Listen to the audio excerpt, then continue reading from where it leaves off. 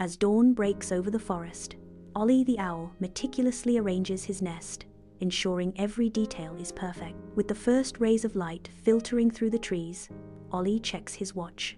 As dawn breaks, Bella the bluebird joyfully arrives, greeting Ollie. "Good morning, Ollie. Ready for the day?" Bella chirps brightly. Ollie responds, "Indeed, Bella. Punctuality is paramount." Bathed in morning light, Ollie and Bella embark on their worm-hunting adventure.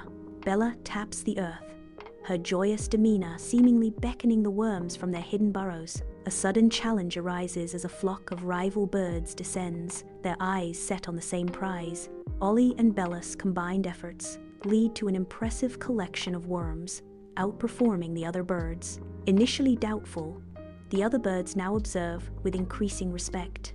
The birds call out, "What's your secret?" As the sun dips below the horizon, Ollie and Bella perch on a branch, their forms outlined against the vibrant sunset.